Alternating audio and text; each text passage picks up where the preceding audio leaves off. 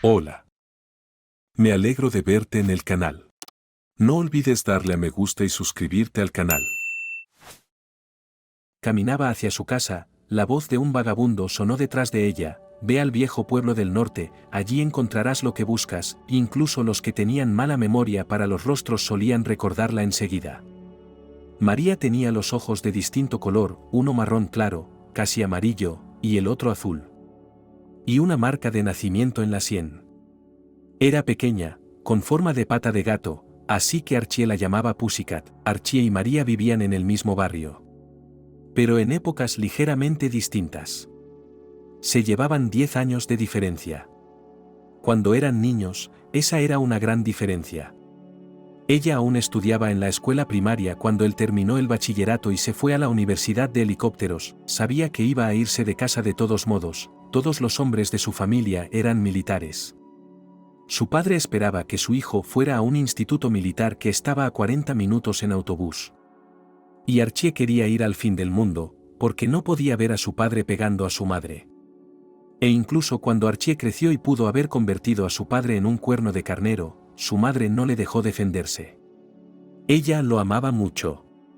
Y nunca hubo un momento más dulce para ella que cuando su padre, sobrio, le pidió perdón de rodillas. Archie se dio cuenta de que tarde o temprano mataría a su padre o se volvería loco por esta vida enferma. Por eso no le gustaba leer, pues encontraba ecos cruzados en el sufrimiento de los personajes y las personas más cercanas a él. Tras graduarse en la universidad, aún consiguió ir a Irak, justo antes de que terminara. Volvió sin una sola herida, solo con muchas canas. Pero era rubio claro, así que no se le notaban. Le invitaron a dar clases en su universidad natal, y aceptó, y en una ciudad vecina abrieron una universidad pedagógica con un enfoque especial. Aquí tienes las tradiciones de antaño, y la espiritualidad, y la forma. Y 2 veces al año, sin falta, bailes. Un baile de Navidad en invierno, el otro el día de la Independencia. Los bailes de salón eran optativos, pero había que asistir a ellos. Estudiábamos todo el año, según lo bien que nos fuera. Y había que acudir al baile según el código de vestimenta, con un vestido largo hasta el suelo y guantes, y algunas chicas también llevaban abanicos.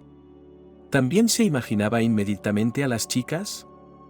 Y con razón, había pocos hombres jóvenes. En la clase de baile de salón, interrogaron al profesor: en el baile bailaremos unos con otros, ¿verdad? Natalie se encogió de hombros, pero dijo: supongo que al rector se le ocurrirá algo, y el rector lo hizo. Aceptó e hizo una orden a la escuela de helicópteros, porque un militar no solo debía ser guapo y grande, sino que también debía saber bailar al menos un vals. María, alias la futura Pussycat, no quería ir al baile en absoluto. Porque las chicas, poco sofisticadas con vestidos pasados de moda, no cosían y no se compraban vestidos de noche, y como unas se aferraban a los de novia. Ese es el glamour y el brillo, no podría ser mejor. Alguien pidió prestado tal vestido de amigos, alguien alquilado, alguien compró. En resumen, solo tenían 24 novias en el curso. Fueron 24 novias. A María en aquel momento no le gustaba nada ir al espejo. ¿Cuántas veces quiso quitarse esa maldita marca de nacimiento? Su madre la llevó al hospital cuando tenía unos 10 años, pero el viejo dermatólogo negó con la cabeza y dijo: es mejor no tocarla. Y no la broncees ni la traumatices en absoluto. A mamá, en general, le salían manchas negras por todo el hombro y temía que volvieran a brotar. Siempre temía algún diagnóstico espantoso. E hizo prometer a María la señal que le había dado la naturaleza de no tocar, nunca, mientras vivas en el mundo, por mí. ¿Y qué tenemos? Diferentes ojos como un gato, además de una mancha negra. ¿De qué estás hablando? María también era la peor en las clases de baile. Y otra vez mamá insistió en que fuera. Se puso de acuerdo con su amiga, que dirigía un grupo de teatro en la Casa de la Cultura. Y le prestó su vestido. Uno sencillo, azul, de seda, largo hasta el suelo. Pero una vez en el baile, María se dio cuenta enseguida de que los novios ni siquiera miraban en su dirección. Cuando empezó el baile, intentó esconderse detrás de las espaldas de los profesores. Y desde allí observó a sus compañeras girar en brazos de los cadetes, y luego, para tomarse un respiro, alumnos y cadetes empezaron a jugar al correo. María asumió el papel de cartero llevando notas de los chicos a las chicas y viceversa. Hubo muchas risas, las chicas a veces se sonrojaban como lo hacían sus jóvenes tatarabuelas. Y María se alegró de ahorrarse toda esa espera de la nota y la decepción de que nadie te escribiera. Y de pasada se fijó en el comandante de los cadetes, o como quiera que se llamara en su rango al tío que los había traído. Estaba de pie un poco más lejos y miraba a sus alumnos desde allí. Su rostro era aún joven, pero tenía el pelo gris, pero cuando empezó el vals, y Mary quiso escabullirse de nuevo a su rincón tranquilo y hacerse invisible, pareció que aquel hombre se ponía delante de ella y la sacaba a bailar. Lo primero que se dispuso a decir fue, no, yo no bailo, no sé bailar, pero a su lado estaba Natalie, que había agonizado con todos ellos durante 6 meses, y María no se atrevía a afirmar públicamente que nunca había aprendido nada. Y también quería decirle a su pretendiente que le daría todas sus piernas pero él tenía unas manos tan fuertes, y la guiaba con tanta seguridad y sencillez, sin ninguna de esas vueltas y revueltas, que a María el baile le parecía natural, como si lo hubiera aprendido desde niña. Incluso quiso taparse los ojos del alivio de poder bailar con él con los ojos cerrados. Más tarde descubrirían que ambos eran de la misma ciudad, e incluso de patios vecinos, y que se habían graduado en la misma escuela. E intentarían recordarse el uno al otro. A ella le parecía verlo con otros chicos en el estanque con una caña de pescar, y a él le parecía recordarla con las chicas en los columpios. O saltando a la comba. O quizás saltando en los clásicos. Que hubiera un columpio y una cuerda para saltar es completamente irrelevante, pero el hecho de que él esperara hasta que ella se graduara en el instituto. Y el hecho de que entre sus compañeros de clase con todos sus enamoramientos, solo ella supiera que de los 6.000 millones o cuantos de personas que había en la Tierra había encontrado al único para el que estaba destinada. Eso era lo único que importaba. Se fue con él al día siguiente de obtener su diploma. A una pequeña ciudad gris, compuesta en sus 3/4 partes por casas de 1 y 2 plantas.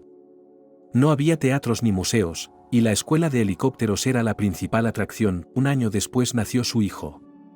Archie soñaba con una hija que fuera como su mujer, quería que fueran 2 Pussycats. Cuando nació el niño, la comadrona que lo atendió suspiró, ahí tienes, otra mujer soltera.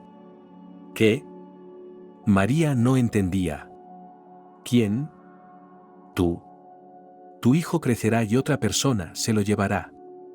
Y te quedarás sola. Así que vamos, vuelve por tu hija.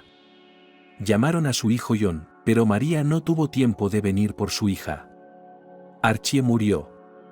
Ridículo. Un chofer novato de la escuela había empotrado torpemente su camión contra el muro, todavía tenían tiempo para llevarlo al hospital. Pero había una operación programada, alguien se estaba haciendo una hermosa nariz. Ninguno de los cirujanos podía liberarse, y las enfermeras no podían hacer mucho. Los médicos vinieron cuando todo había terminado. Sin embargo, más tarde dirían que no había habido ninguna posibilidad desde el principio. Reflejándose en los espejos de la casa, María se miró y pensó que Archie le había dejado las canas como herencia. Ahora tenía el pelo igual que él, y también lamentó que en su momento Archie no hubiera permitido que su hijo llevara su nombre. Así habría sonado como un apellido en la casa. Quizá era mejor que no lo hubiera hecho. Dicen que no puedes tener 2 personas con el mismo nombre en una familia. Uno se irá. Si hubiera 2 Archies, ella se estaría culpando ahora mismo. Deja que John tenga una parte diferente. María crió a su hijo como cualquier otra madre soltera. Duro como puede ser. Pero cada mañana la fuerza para vivir otro día salía de algún lado.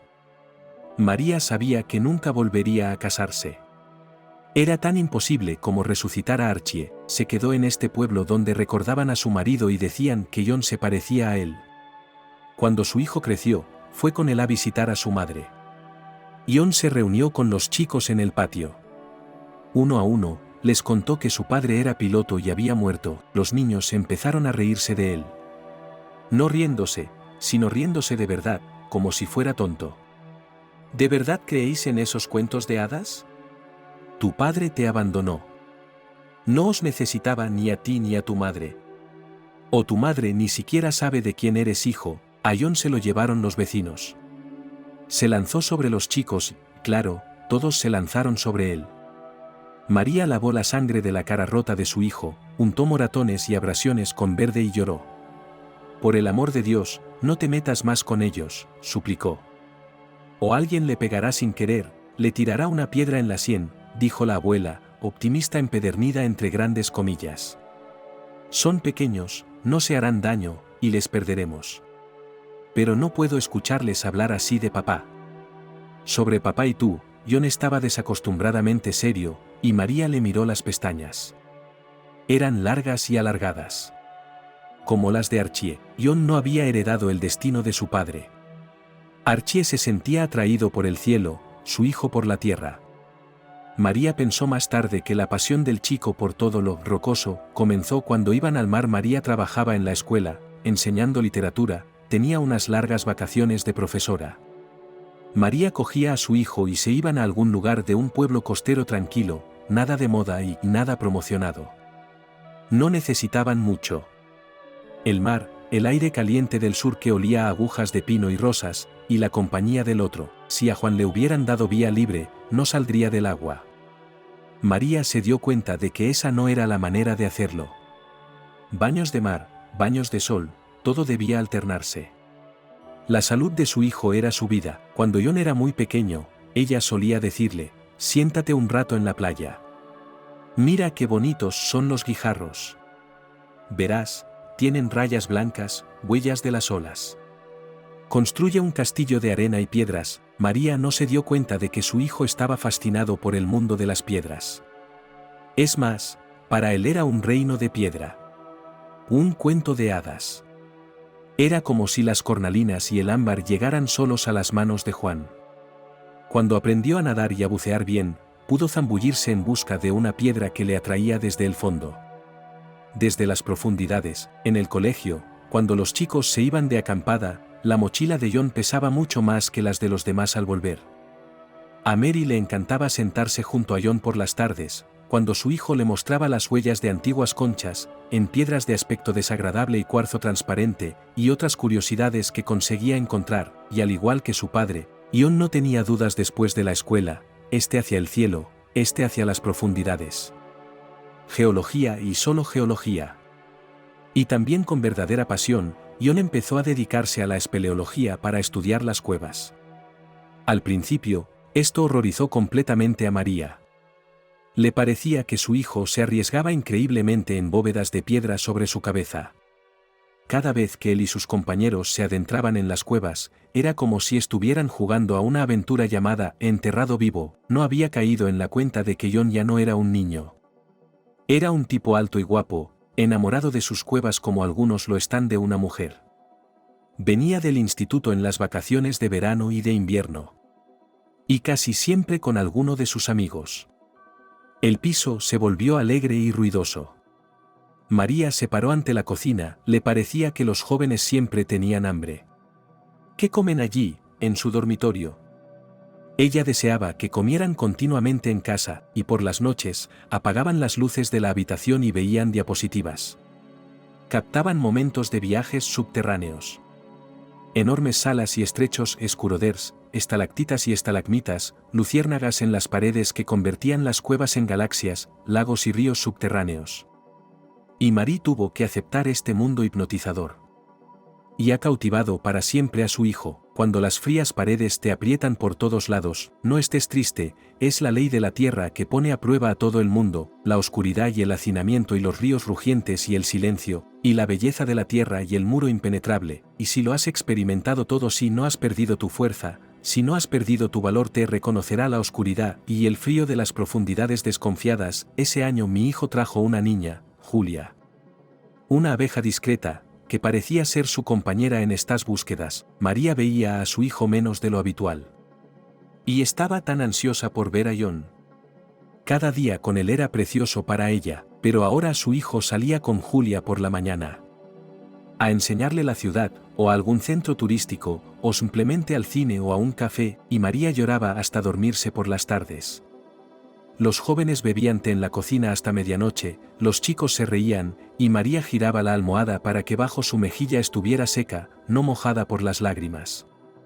Y recordaba aquellas, ya casi olvidadas palabras de la comadrona: aquí hay otra mujer sola. Era imposible molestar a su hijo, él tenía su propia vida, pero aún así, cuando Juan dijo que no vendría para las vacaciones de invierno, se iría a otra excursión, en algún lugar de las cuevas próximas, María solo preguntó, ocultando los celos: ¿con Julia?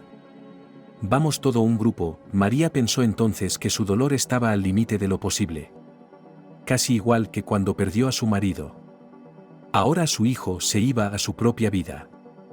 Y entonces recibió la llamada del desastre. Ha habido un derrumbe en las cuevas donde fueron los chicos. Hay muertos.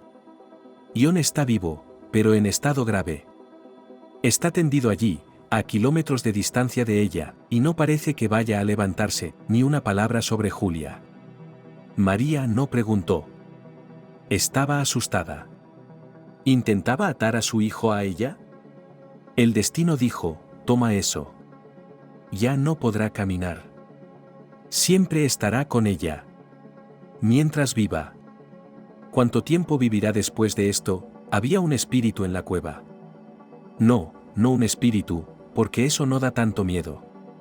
Había una criatura viviendo en la cueva. Parecía humana, pero no era humana. Julia creyó haberla reconocido la primera vez que la llevaron a casa de su abuela, en un remoto pueblo del norte. ¿Qué edad tenía entonces? 3 años. Mamá estaba en contra. ¿Por qué arrastrar a Julia a través del país, en medio de la nada de esa manera? Es una niña. Nunca se sabe lo que va a pasar. Es un largo camino para llegar a un médico. Se trataba de su mamá, la abuela de Julia. Vamos, papá estaba despreocupado como siempre. Es una chica dura. Pero qué viaje, qué experiencia, y hubo un tren y unos días de viaje. Un pequeño bebé de goma cuyos trajes Julia había metido en cajas de cerillas. El estante de arriba, el paisaje flotando fuera de la ventana, la almohada que se balanceaba y los sueños especiales cuando caes de un sueño a otro.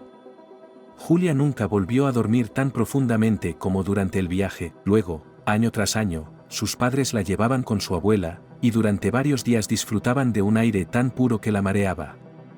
Fueron al río, pero el agua estaba fría, no eran los mares del sur.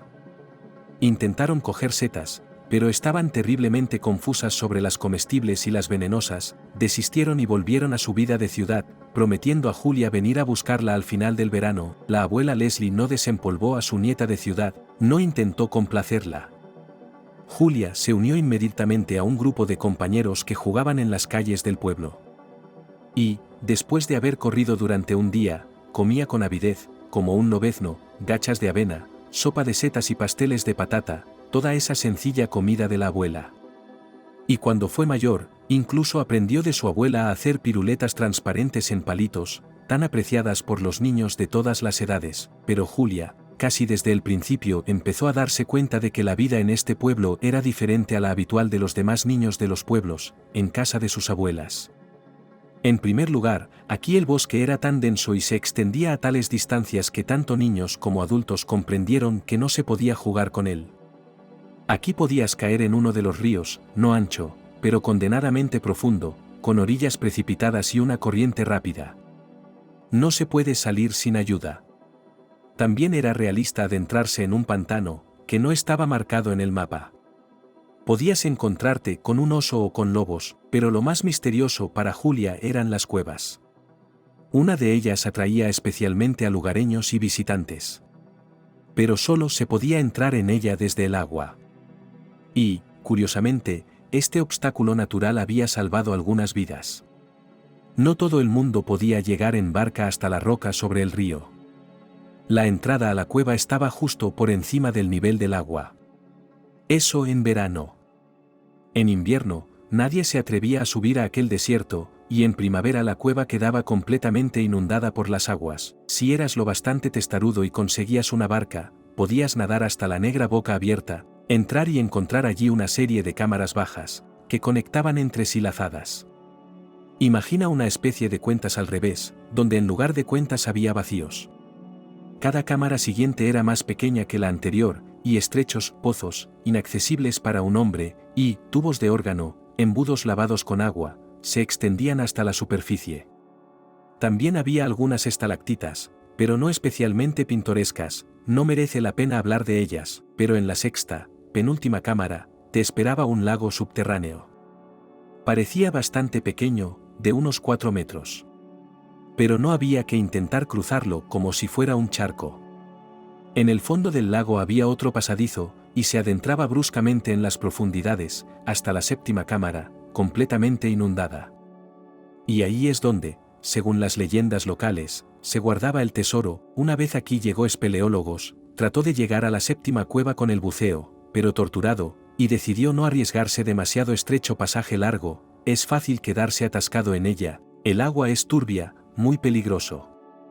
Y no hay casi nada interesante allí, dijeron a los chicos locales, que estaban ansiosos de hacerles preguntas. En las leyendas sobre tesoros los espeleólogos no creían en absoluto.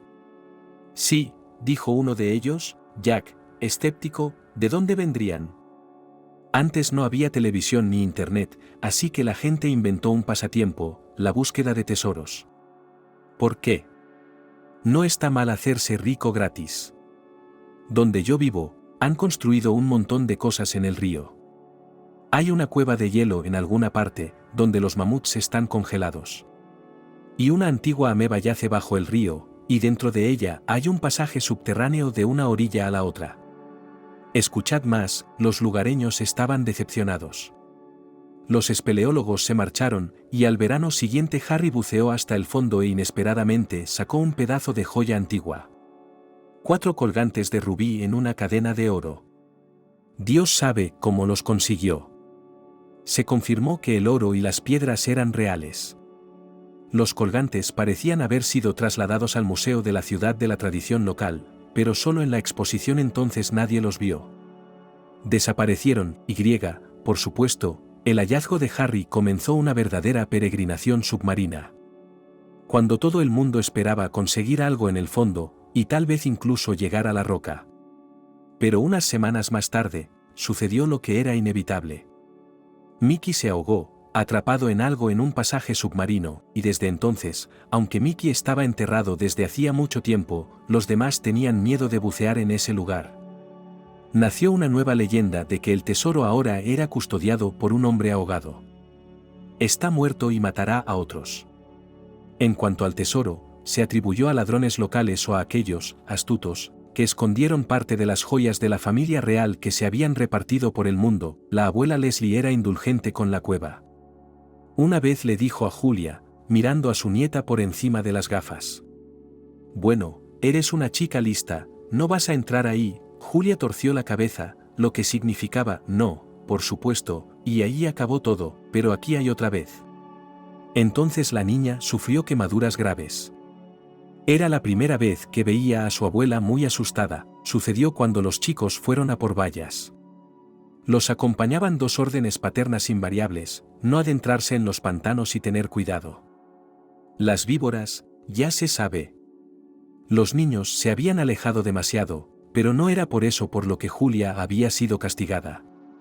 Cuando todos se dieron cuenta de que ya estaban cansados y tardarían varias horas en llegar a casa, decidieron tomarse un descanso.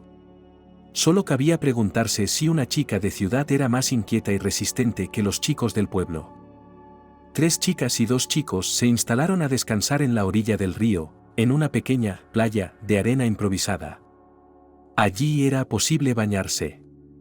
El agua fresca les quitó el cansancio y luego tomaron un tentempié. Se quedaron tumbados con los ojos cerrados y la cara al sol. Julia se interesó por el río, que se curvaba de un lado a otro. Que hay a la vuelta de la siguiente esquina. Julia se fue sin decir una palabra a nadie, y fue tan deprisa y en silencio que nadie se dio cuenta. La niña caminaba por la estrecha orilla, giraba aquí, luego allá, y pronto la franja de la orilla casi desapareció, el acantilado y más allá el río, y Julia quería volver atrás. Y entonces se dio cuenta de que un poco más arriba, en la orilla, había un árbol marchito que parecía un hombre levantando las manos al cielo. Y justo detrás del árbol la entrada a la cueva era baja y estrecha, más bien una grieta, medio cubierta de hierba. Julia se decidió. Se acercó, Apartó la hierba y se quedó en el umbral. El sol le calentó la espalda, y la oscuridad que había delante respiraba frío, humedad, e incluso una especie de viento que venía de las profundidades. La oscuridad era espesa, densa, como un ser vivo. Y Julia no llevaba antorcha, ni siquiera una cerilla, y entonces la muchacha oyó que los chicos la llamaban, y las voces estaban asustadas. Julia comprendió perfectamente por qué. Ella es pequeña, es una chica de ciudad, ni siquiera es un guisante, sino una semilla de amapola en este bosque. Si se pierde, así que respondió de inmediato gritando tan fuerte como pudo y se apresuró a volver con los chicos. Ellos se llamaban unos a otros mientras ella llegaba. Pero cuando Julia volvió, todos se le echaron encima a la vez. Que era una tonta empedernida y que nadie volvería a llevarla con ellos fue la más suave de las expresiones.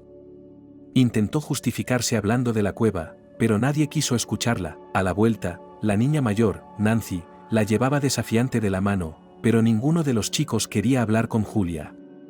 La boicoteaban, y, por supuesto, en casa Julia no pudo evitar contarle todo esto a su abuela. Lo principal era el resentimiento contra los chicos, y la niña lloraba. Pero tampoco olvidó lo de la cueva y el árbol con las ramas levantadas. Leslie, atónita, agarró a su nieta por los hombros y la sacudió de tal manera que la cabeza de Julia temblaba. Nunca. No vuelvas a ir allí. No te acerques a ese lugar. Nunca. Mejor víboras y osos, Señor, perdóname. Abuela, dijo una sorprendida Julia, tus ojos están brillando como los de un lobo en este momento. Es por el miedo. Y de llorar, la abuela soltó a Julia, se sentó, apoyándose en su brazo para ocultar la cara a su nieta. Pero Julia se dio cuenta de que lloraba de verdad. La niña se olvidó inmediatamente de todo, se subió al regazo de su abuela e intentó arrancarle las manos de la cara a la fuerza. Julia, baja, me duelen las rodillas. Dime, ¿qué te da tanto miedo?, exigió Julia. No lo entenderías. ¿No puedes creerme? Lo entenderé, y entonces la abuela cedió y contó lo que en realidad era como un cuento de hadas de miedo. Quizá los demás no lo sabían. Pero la familia de la abuela siempre había vivido en estos lugares. Bisabuelos y bisabuelas, y sus bisabuelos y bisabuelas.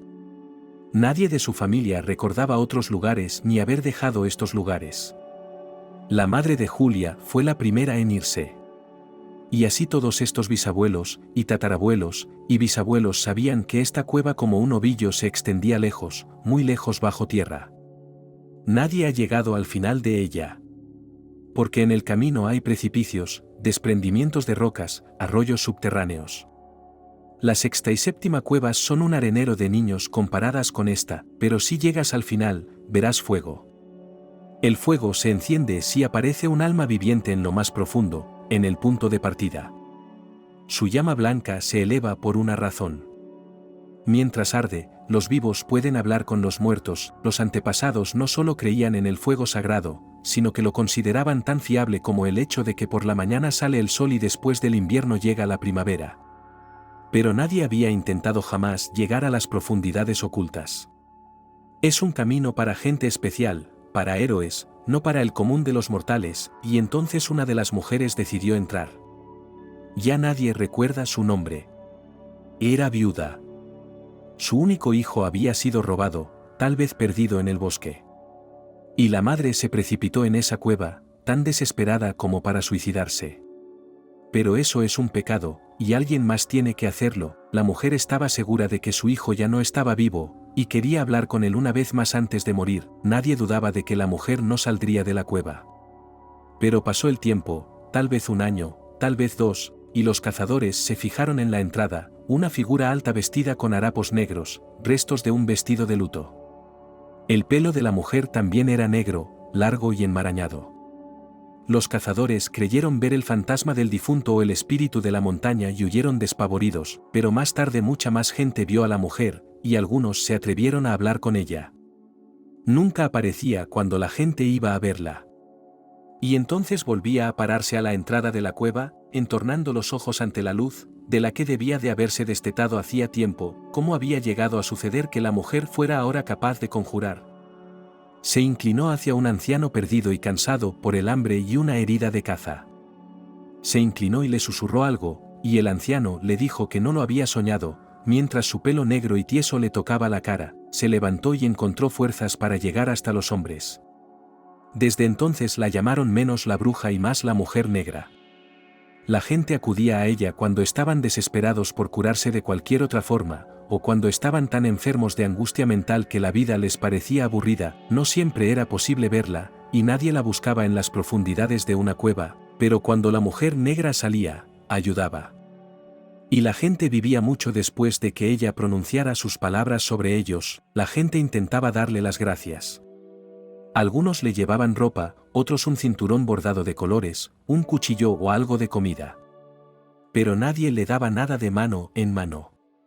Ella solo se acercaba a los que estaban en el umbral de la muerte, cuya alma ya flotaba entre los mundos. La gente dejaba sus ofrendas sobre la gran piedra. A veces desaparecían al día siguiente, otras permanecían allí mucho tiempo y luego alguien se las llevaba, pero los años pasaban y todos se daban cuenta de que la hechicera, si aún era de carne y hueso, envejecería inevitablemente y se iría al mundo de las sombras, y entonces una mujer le trajo un niño. Su pequeña hija, a la que había dado a luz un gitano viajero, y había sufrido una gran vergüenza. «Llévate a mi niña», le suplicó, «de todos modos nadie quiere a mi hija, es una paria. Deja que te suceda con el tiempo, y sigue haciendo buenas obras». Más tarde la pobre mujer contó que fue la única vez que la mujer negra salió y le quitó a la niña de las manos, pero fue después cuando empezaron las cosas terribles. «Abuela», Julia estaba a punto de suplicar, «cuéntame qué pasó después». «No es para esta noche», dijo Leslie con firmeza, «mañana. Me repondré y te lo contaré. Pero prométeme que nunca jamás volverás a acercarte a ese lugar. Olvidarás que alguna vez existió». «Abuela, ¿y la bruja?», Leslie estaba haciendo albóndigas. Siempre hacía muchas a la vez, por si acaso. Y Julia podía ayudar. Había aprendido a poner suficiente carne picada para una cucharadita. Y antes ponía tanto relleno que el relleno no cabía en un círculo de masa, y había que añadir uno más, y uno más. Eran bolas de masa Goliat. Pero ahora las tablas ya están llenas de lindas bolitas de masa, el agua hierve en la olla, con olor a laurel. Pronto se sientan a comer y la abuela guarda silencio. Extiende la última salchicha de masa. Julia se agita en su silla, Leslie suspiró. Y aparentemente decidió terminar con todo, para no retomar la conversación. En esos lugares, no muy lejos de la cueva, comenzaron a encontrar restos de animales. Brutalmente masacrados. «Lo siento». No ocurrían muy a menudo, o tal vez la gente no siempre los notaba. Bueno, la naturaleza es cruel. Lo único sorprendente era que nunca se habían visto grandes depredadores por aquí. Con el paso del tiempo, no se volvió a ver a la vieja bruja. No apareció ni el año pasado ni el siguiente. Bueno, todo tiene su tiempo, y probablemente se había ido al mundo de las sombras, con el que se había tuteado durante mucho tiempo, y ahora había pasado a formar parte de este mundo, pero había alguien en la cueva. Y la gente, cuando iba allí a pedir cosas, ahora se llevaba un sacrificio. Aún no lo sabes, pero antes era común en muchas religiones. Tenías que llevar algo contigo, incluso un gallo vivo. Porque la nueva ama de la cueva creía que los deseos de la gente solo se hacían realidad cuando no solo las misteriosas palabras que pronunciaba, sino también la sangre. O tal vez la señora tenía hambre. Y no solo necesitaba comida, sino también la muerte de un ser vivo, el espíritu de la muerte. Eso la alimentó. Todo esto fue hace mucho tiempo, y solo lo sé por las historias de los que lo oyeron, de generación en generación me lo contaron. Decían que si entras en esta cueva, puedes ver no solo cadáveres de animales, sino también de personas. Y están todos secos, como succionados por una araña gigante. Y este lugar tiene su propia música. El arpa eolia tintinea sus cuerdas al viento, el viento toca su melodía. Y aquí el viento también toca, solo que no con cuerdas, sino con huesos secos tan viejos como el fuego blanco. Es un velo, y nadie lo atraviesa sin volverse loco. Solo conozco a una mujer que se haya aventurado en la cueva en toda mi vida. Obsérvese que solo han entrado mujeres que han perdido a sus hijos o seres queridos, nadie sabe si consiguió ver algo, si se cumplió su deseo de hablar con el difunto. Pero estaba claro para todos que estaba loca. Ocurrió antes de que naciera tu madre. La llevaron a un hospital psiquiátrico y nunca volvió, nada desde entonces. Nadie sabe lo que pasa dentro. Tal vez los guardianes de la llama se turnan. Cuando una envejece, otra toma su lugar. O quizá la última se ha convertido en una criatura salvaje y vive para cazar. ¿Quién lo contará? Los que aún recuerdan toda la historia solo tienen una cosa de la que alegrarse: la cueva está tan lejos que es casi invisible a los ojos del forastero. La única señal reconocible es un árbol con brazos y ramas. Parece que siempre ha estado seco, según me contaron todos los que fueron a la cueva. Es un roble, y los robles viven cientos de años. La cueva está escondida en el bosque, y hay muy pocas posibilidades de que alguien la encuentre y entre en ella. Pero lo lejos que llegasteis tú y los chicos aquella vez. ¿Ves ahora por qué estaba tan asustada? A Julia le recorrió un escalofrío por la espalda. Y no volvieron a hablar del tema. Pero ahora la niña sabía que en el bosque, no tan lejos de su aldea, a mediodía de camino, en algún lugar de las profundidades de la cueva, vive alguien que puede ser una mujer, o tal vez alguna criatura que conecta a los vivos con los muertos, pero que cobra una tarifa terrible por ello. Más tarde, Julia empezó a sentir como si siempre lo hubiera sabido. No eligió la carrera de geología porque le interesaran los misterios que encierra la Tierra. Ella siguió a Natalie, si se puede llamar así. Tenía una amiga en el instituto, Natalie, a la que Julia había admirado con ojos embelesados, le había hecho sombra y nunca imaginó que después del instituto se separarían y seguirían caminos distintos. Natalie, en opinión de Julia, podía hacer cualquier cosa. También tenía raíces campesinas y manos de oro. Cuando iba a casa de su abuela en verano, no solo la ayudaba con las tareas tradicionales de las mujeres en la casa, el huerto y el corral, sino que hacía cualquier cosa. Se encargaba de poner la cocina, ayudaba a recoser el tejado, cavaba el sótano. Y lo conseguía todo. De vuelta a la ciudad, Natalie fue al club hípico, se unió durante un tiempo a los magos callejeros y aprendió de ellos todo tipo de trucos. Nunca perdía a las cartas, tocaba la guitarra y cantaba mejor que nadie que conociera a Julia, sabía hacer un vestido de baile y podía hacer girar la cabeza de cualquier príncipe. Así que escupía sobre su reino y seguía a Natalie a vagar por los pueblos y ciudades con algunos magos o bufones. Natalie eligió la geología, una profesión masculina en general, no le asustaba la vida en expediciones, su sed de aventuras la desbordaba, y encajar el alma atormentada de Natasha en una vida humana corriente era como intentar verter el mar y meterlo en una taza, y entonces, de alguna manera, el club de espeleología se añadió por sí solo a sus estudios. Y había cueva Sugomac, cueva de mármol, que recuerda el palacio de la Reina de las Nieves, y la cueva Skaz con sus paredes onduladas y suelo de espejo. Exactamente aquí trabajó la imaginación del gran Jonio Gaudí, y allí estaba John, que poco a poco se hizo más importante para Julia y más querido y cercano incluso a Natasha. Natalie, una amiga de ojos negros, había encandilado sin dificultad a uno de los legendarios espeleólogos de su club, y ya planeaba sus viajes en el formato de él y yo, acordándose de Julia solo en los momentos en que su amiga se dirigía a ella. Pero Juan y Julia se entendían a medias. Vivían en la misma planta de la residencia, y el tiempo pasaba tan deprisa para ellos que el día se entremezclaba con la noche mientras soñaban, discutían, se admiraban y hacían planes. Y si les pidieran que buscaran una comparación para la vida misma, probablemente dirían que es una enorme cueva de fabulosa belleza. Te quedas con la cabeza hacia atrás y no encuentras palabras. Y esa sed de vida y ese deleite en ella era también lo que los unía.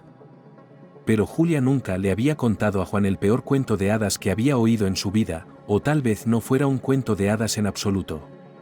Tampoco se lo contó a los demás, pero aquí y con los demás temía que se rieran de ella. En cuanto a John, Julia tenía buenas razones para guardar silencio. Sabía que el mero hecho de hablarle de una cueva misteriosa que no se podía atravesar hasta el final lo encendería, y él decidiría hacerlo primero. Y no descansaría hasta darse cuenta del misterio que escondía aquel lugar, y ese secreto era la muerte. Julia lo sabía a ciencia cierta. Aún tenían tiempo para visitar la cueva de Oresna, para dejarse adormecer de nuevo por el poder de la naturaleza y sentirse exactamente en otro planeta. para admirar las hábiles esculturas de arcilla hechas por quienes habían estado aquí antes que ellos. Y sentados sobre las piedras, hacían en broma anillos de arcilla y se los intercambiaban como si el mismísimo inframundo hubiera sellado su matrimonio, soñaban con recorrer el mundo y descubrir distintos rincones de este mundo maravilloso. Y entonces se produjo el colapso. Y qué pena, ni siquiera en una de las cuevas, sino en los viejos túneles. Su viaje estaba llegando a su fin cuando los lugareños les convencieron para que visitaran los adits que conducen al lago, de una belleza asombrosa, de lo contrario, dijeron, no se puede llegar hasta allí. Solo a través de los antiguos pozos, fueron, seducidos por la sencillez y accesibilidad de la ruta y su objetivo final. Y acabaron enterrados bajo tierra. Podrían haber muerto todos, pero alguien de arriba decidió que algunos de ellos debían vivir. Julia se despertó en un pequeño hospital local. Una fractura compuesta en el brazo, conmoción cerebral, los médicos decían lo que había pasado, describían las lesiones, pero ella no entendía muy bien. Le dolía tanto la cabeza que Julia deseaba que todo acabara pronto. Llamaron a sus padres, que vinieron enseguida. Después, en una habitación separada, le dieron los mejores analgésicos y otros medicamentos, con los que la niña durmió casi todo el tiempo. Cuando el dolor y las náuseas remitieron, permitiéndole comprender algo, Julia preguntó, ¿dónde está John? Su madre le cogió la mano y Julia se concentró en la sensación. Volvió a sentirse pequeña y por un momento se olvidó de todo. Pero entonces se lamió los labios y volvió a preguntar, ¿dónde está John? Está muerto, dijo mamá, y Julia no oyó nada más. Más tarde, cuando, gracias a los esfuerzos de los médicos, empezó a recuperarse, y yacía demacrada y pálida, pero hablaba coherentemente y lo entendía todo, Julia les pidió que le contaran cómo había sucedido. Sus padres dijeron que murieron 3 personas, John fue el último en ser sacado, su estado era absolutamente desesperado, lo enviaron a la región por sanaviación, y luego su madre llevó su cuerpo a su pueblo natal. Yo, quiero, hablar con ella. La voz de Julia era apenas audible, crujía. Por favor, dijo mamá en voz baja, no lo hagas. Su madre quiere alejarse de todos nosotros ahora. Para que no le recuerden nada. Tal vez piense que allí es donde John no fue por su cuenta, fue persuadido, por los que le rodeaban. Julia cerró los ojos mientras se imaginaba a la madre de John. Una mujer pequeña con unos ojos mágicos. Nadie más había visto Julia como ellos. Sabía que a esa mujer solo le quedaba un hijo en la vida. Y ahora se había convertido en la más mendiga de todos los mendigos. Como Job, papá no estaba, tenía que volver al trabajo. Mamá llevó a Julia al jardín del hospital, hizo rodar su silla de ruedas por los senderos. Puedo hacerlo sola, dijo la niña. Vamos, primero te harás más fuerte. Aumenta tu fuerza. Ya no puedes caerte. No me imagino venir al instituto y que no esté Juan. Y no vas a volver, dijo mamá. Tenía un tono extraño, ya fuera preguntando o diciendo, como si ya lo hubiera decidido, no más geología, no más aventuras subterráneas. No más. Casi te perdemos. Sí, me doy cuenta de que tienes un año para estudiar. No me importa la ambición, todo lo demás. Te graduarás en alguna facultad de medicina. O en una escuela de magisterio. Habrá trabajo en todas partes. Vivirás cerca de nosotros. No podemos prescindir de ti. Cuando te recuperes, te llevaré a casa. Me voy a casa de la abuela Leslie, dijo Julia. ¿Qué? Mamá pareció no oír, y luego repitió como si fuera imposible, ¿qué quieres? Si John se ha ido, me voy a casa de la abuela Leslie, repitió Julia. Y no tienes que convencerme de lo contrario. No servirá de nada. Un mes después, mamá puso a Julia en el tren. Los médicos se maravillaban de los jóvenes, que normalmente se recuperaban más fácilmente de sus heridas. Julia parecía sufrir una enfermedad grave y no se sabía cómo acabaría. Si se recuperaría o se iría a la tumba. Solo le quedaban los ojos. La niña no sabía cuántas veces se habían peleado su padre y su madre. ¿Por qué le dijiste que el tipo estaba muerto? Por enésima vez preguntó su padre, no lo sabemos con seguridad, ni siquiera hemos contactado con su familia. porque si está vivo, replicó mamá con fiereza, arrastrará a Julia de nuevo a algún agujero, a algún problema, y no saldrá de él.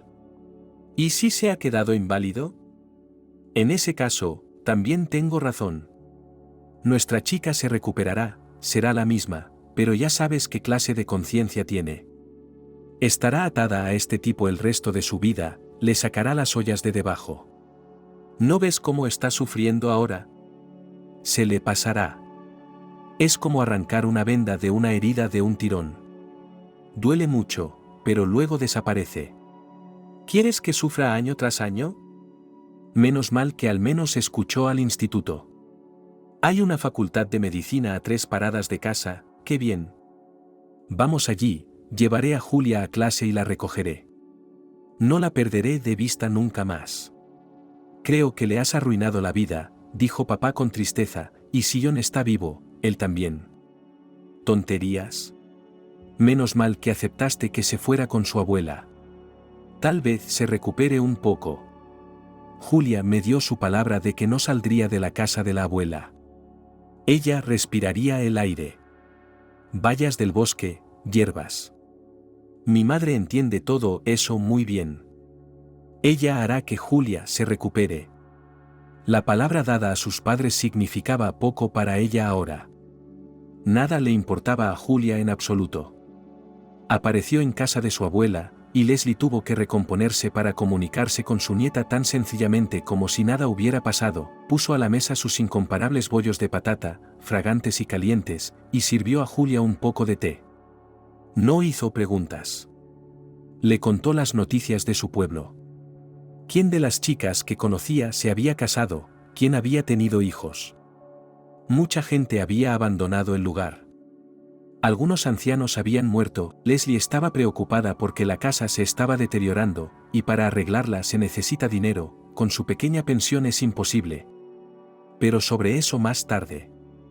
Sí, sobre eso más tarde, Julia confirmó, abuela, dime, desde que he estado fuera, ¿alguien ha visto a la señora negra? ¿Sigue viva? ¿O alguien ha oído hablar de ella? Yo, empezó Leslie, y luego vaciló.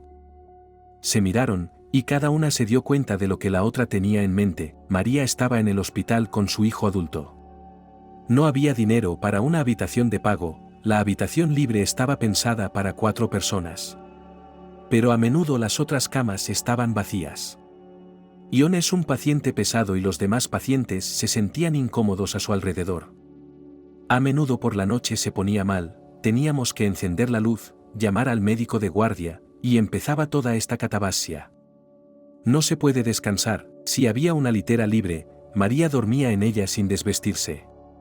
Si no había sitio, dormitaba en una silla junto a su hijo, apoyando la cabeza en la cama.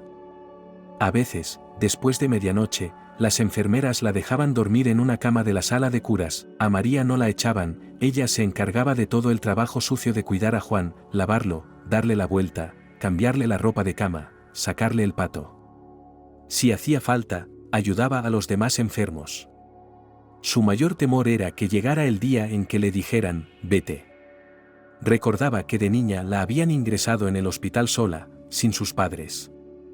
Había sido triste y solitario, pero con John es peor, morirá si ella no está. Su hijo vive con sus cuidados y su energía, que ella le da toda, dejándose solo lo suficiente para respirar. Lo que menos gustó a los médicos fue que a John no le bajaba la fiebre. Al principio dijeron, no me extraña. No le queda nada. Pero a medida que pasaba el tiempo, la fiebre no desaparecía. El pronóstico era cada vez menos esperanzador. Con los demás pacientes y quienes los cuidaban, María se comunicaba sobre todo en el pasillo, en la ventana, donde el dispensador llenaba los platos. Alimentaba a María sin decir una palabra.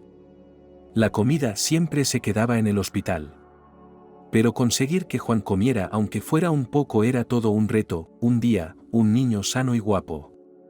En cuestión de semanas, había perdido peso. Su nariz se había vuelto puntiaguda, sus músculos se habían derretido. John no tenía fuerzas ni para sostener el brazo, ni para coger un termómetro. Con los familiares de los pacientes pesados, María se sentía en la misma sintonía. Tanto la suya como la de ellos, todo pendía de un hilo. Pero tarde o temprano otros pacientes empezaron a recuperarse, y a María se le saltaron las lágrimas. Por primera vez en años, sintió una punzada de añoranza por su marido. Peor que cuando murió. Ella había estado un poco aturdida entonces. No podía entenderlo todo. Ahora deseaba más que nada ir al cementerio, sentarse en un banco. Aullar con todas sus fuerzas. Entonces tal vez Archie escucharía y haría algo para asegurarse de que su hijo viviera. Creía que su marido, que estaba en los otros mundos, tenía más poder para hacerlo que ella. John se confundía día y noche. Instintivamente, tenía miedo a la oscuridad, y a veces se quedaba tumbado con los ojos abiertos hasta el amanecer. Y Mary temía quedarse dormida aunque fuera un momento. Mientras pudiera hablar con su hijo, era como un regalo del cielo. Pero, ¿y si se iba pronto? El hospital se convirtió en el hogar de María. Debido a la terrible tensión nerviosa, empezó a fumar. Y a menudo por la noche bajaba a la planta baja, se paraba en la entrada, donde las ambulancias traían a la gente. Ya sabía cuál de las dos duchas del cuarto de baño funcionaba mejor. Había aprendido a abrir y cerrar la puerta del pequeño balcón al final del pasillo, un auténtico nido de golondrinas. Pero en un día soleado era un placer salir aquí unos minutos y quedarse mirando el bosque y el río, que se veía detrás. El hospital también tenía una especie de jardín de invierno. Había unas cuantas palmeras entinas en la zona de recreo, y un mullido sillón acurrucado contra la pared detrás de ellas. Dormir la siesta aquí durante media hora, si John estaba bien, era un verdadero placer. A veces los pacientes de la quinta planta se paseaban por la sala de traumatología.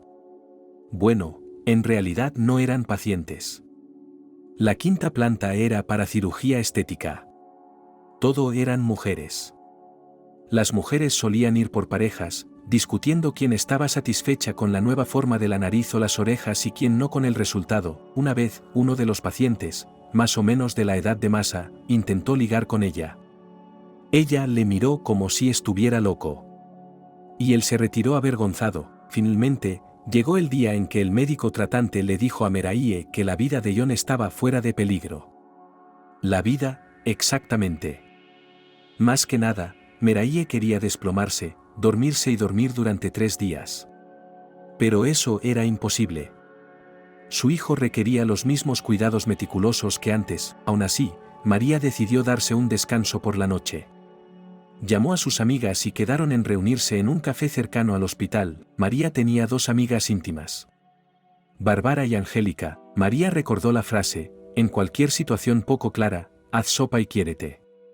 La amiga se llevó la peor parte. Niños débiles, en la policlínica tenían las fichas más gruesas. Padres que enfermaban uno tras otro. Un marido que se conformaba con hacer de segundón en la familia, haciendo lo que decía Bárbara. Y si por él fuera, no se levantaría del sofá. Durante muchos años, Bárbara tuvo que ocuparse de todo, ser responsable de todo y tenerlo todo en la cabeza, y hubo momentos en que casi se convirtió en un caballo cazado. Y siempre era un momento antes de que Bárbara pudiera parar. Era como si se hiciera a un lado y dejara que la vida fluyera en una corriente caudalosa. Bárbara se ponía a cocinar. Y se tomaba su tiempo, entregándose a la tarea que tenía entre manos, y hacía sopa. Cada vez sin receta, improvisando. Guisaba las verduras, las ponía en el caldo dorado y fragante, hacía fideos caseros, picaba finamente las hierbas. Y el primer plato lo apiló para ella, comió durante mucho tiempo, saboreando cada cucharada. La sopa no solo debe cocerse con agua, sino con amor, decía. Si alguien pasaba por allí, se unía a ella en la mesa y se maravillaba del sabor, y entonces, Bárbara cogía un libro. Exactamente un libro de la estantería. Sin internet. Solo el susurro de las páginas.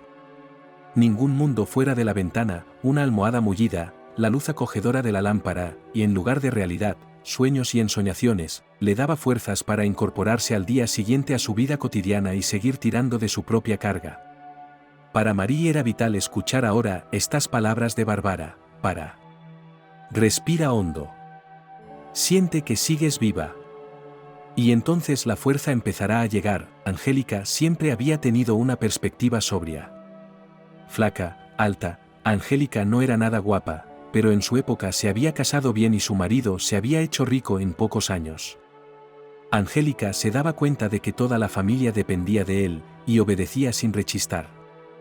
Ni siquiera su hija se atrevía a ponerle el nombre que le gustaba, y accedía a lo que su marido elegía, pero la casa se llenó. En invierno Angélica iba con un fino abrigo de visón hasta los talones, y en verano la familia viajaba a Europa.